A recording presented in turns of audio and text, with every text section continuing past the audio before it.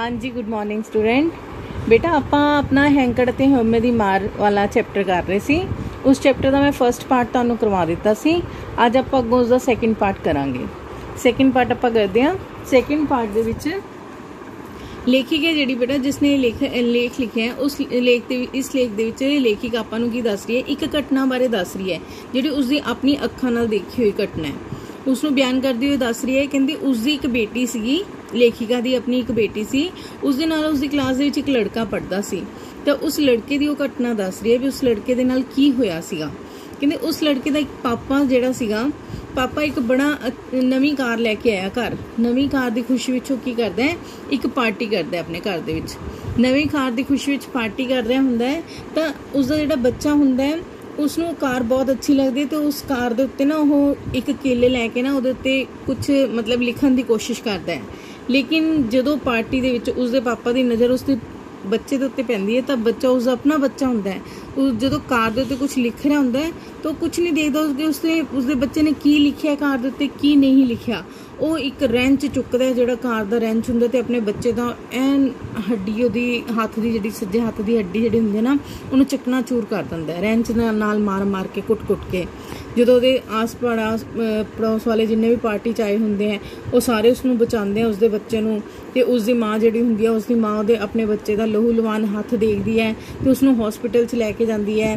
तो हॉस्पिटल दे विच जदों सारी घटना बयान कर रही हुंदी है डॉक्टर के सामने, तो डॉक्टर उस तो पुछदे भी की होया। तो बच्चा जिहड़ा हुंदा है बच्चे नूं होश आ जांदा है। बच्चा दसदा है कि मैं ना उस कार दे उत्ते सिर्फ आई लव यू पापा लिख रहा से, जे पापा लिखना बाकी सीगा ते उस तो पहले ही पापा देख लैंदे ते देखण तो पहले ही मेरा की मतलब मार मार के रेंच दे नाल मेरा हत्थ तोड़ दिंदे हैं।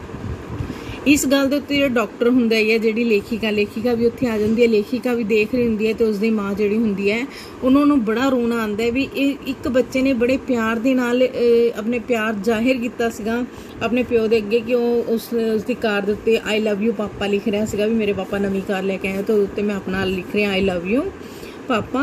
ते उहदे पापा ने यह नहीं देखा कि वो मेरा बच्चा अपना प्यार जाहिर कर रहे हैं, बस वो बिना कहे बिना कुछ कहे सिर्फ वह ना हत्थ तोड़ दिंदा बच्चे का। और बच्चे का हत्थ इस तरह टुटिया होया हुंदा है कि वह जिंदगी दे विच कदे ठीक भी नहीं हो सकता। उम्र दे लई भर दे लई की हो जाता है, नकारा हो जाता है।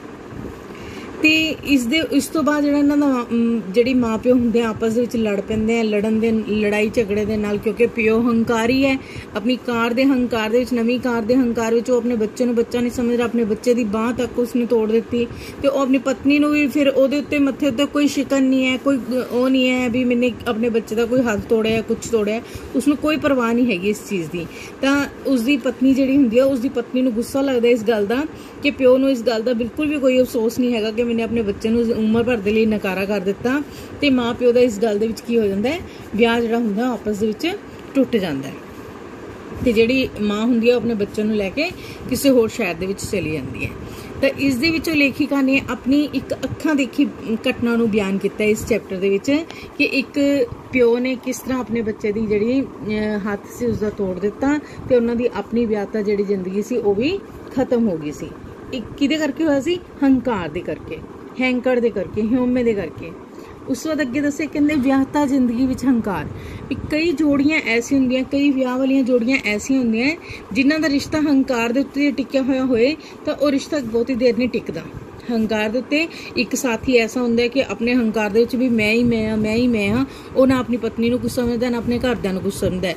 या कोई पत्नी ऐसी आ जाती है जिस दे विच बहुत हंकार हुंदा है कि मैं ही हाँ सब तो, मैं इस घर दे विच मेरी चलेगी सारा कुछ होएगा। तो ये जिहड़े हंकार एक दूजे नूं आपस दे विच नीवां दिखाउण वाली गल हुंदी है। तो इस दे नाल कि सारी उम्र जिहड़ी हुंदी है उन्हां दी आपस विच कट नहीं पांदी ते व्याहता जिंदगी जिहड़ी की हुंदी है उन्हां दी खत्म हो जाती है। इस करके हंकार की इत्थे गल्लां दस्सियां होईयां कि हंकार दे करके पहला एक रिश्ता टुट जाता है, फिर उस बाद हंकार जे आदमी विच होए या औरत दे विच होए, जे उन्हां दोनों विचों किसी एक दे विच हंकार ज़्यादा होए तां भी ब्याह वाले रिश्ते जिहड़े हुंदे आ वो ज़्यादा देर निकल नहीं पाते, उन्हां दी मतलब ब्याह वाली जिंदगी टुट जाती है। उस तो अगे क्या है हंकारे बंदे का किवें पता चलना, मतलब हंकार तो हुंदे लोकां दे विच, इहदा आपां नूं पता किवें चलेगा? तो वो कहंदे उहदा पता करन वास्ते की हुंदा है, कहंदे वो बंदा निक्की निक्की गल उत्ते खिज जांदा है ਜਿਹੜੇ ਹੰਕਾਰੇ ਹੋਏ ਬੰਦੇ ਹੁੰਦੇ ਆ ਉਹਨਾਂ ਨੂੰ ਛੋਟੀ ਛੋਟੀ ਗੱਲ ਉੱਤੇ ਖਿਝ ਆਉਣੀ ਸ਼ੁਰੂ ਹੋ ਜਾਂਦੀ, ਨਿੱਕੀ ਨਿੱਕੀ ਗੱਲ ਉੱਤੇ ਉਹ ਖਿਝ ਜਾਂਦਾ ਹੈ, ਆਪਣੇ ਸਾਥੀਆਂ ਕੋਲੋਂ ਪਾਸਾ ਵੱਟ ਕੇ ਲੰਘ ਜਾਂਦਾ ਹੈ, ਆਪਣੇ ਸਾਥੀਆਂ ਨੂੰ ਕੁਝ ਸਮਝਦਾ ਹੀ ਨਹੀਂ ਹੈਗਾ, ਉਹਨੂੰ ਮਤਲਬ ਨਕਾਰ ਕੇ ਅੱਗੇ ਨਿਕਲ ਜਾਂਦਾ ਹੈ।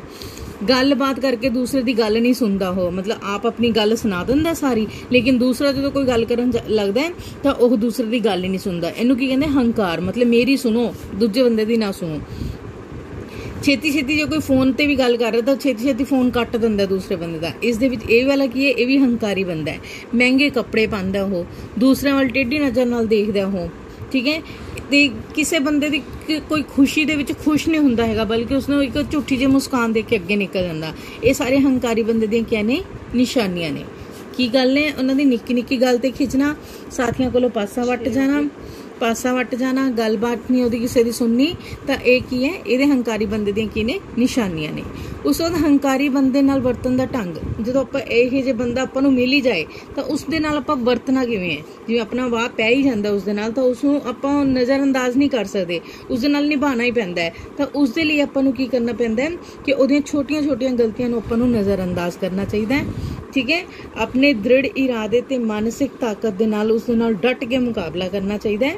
ਵੀ ਮਤਲਬ ਮਾਨਸਿਕ ਆਪਣੀ ਜਿਹੜੀ ਦਿਮਾਗੀ ਸ਼ਕਤੀ ਹੈ ਉਸ ਨੂੰ ਯੂਜ਼ ਕਰਕੇ, ਸੋਚ ਸਮਝ ਕੇ ਜਿਹੜੀ ਵੀ ਕੋਈ ਗੱਲ ਕਰਨੀ ਹੈ ਉਸ ਦੇ ਨਾਲ ਕਰਕੇ ਤੇ ਉਸ ਦੇ ਨਾਲ ਕੀ ਮੁਕਾਬਲਾ ਕਰਨਾ ਚਾਹੀਦਾ, ਉਸ ਦੇ ਨਾਲ ਢੁਕਵੇਂ ਉੱਤਰ ਦੇਣੇ ਚਾਹੀਦੇ ਹੈ।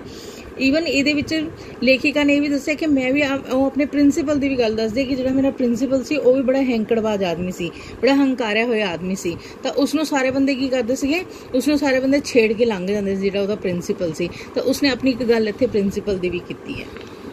ਉਸ ਤੋਂ ਬਾਅਦ ਅੱਗੇ ਕੀ ਕਹਿ ਰਹੇ ਹੈ? ਕਹਿੰਦੇ ਮਨੋਬਲ ਨੂੰ ਤਾਕਤ ਬਣਾਉਣ ਦੀ ਲੋੜ।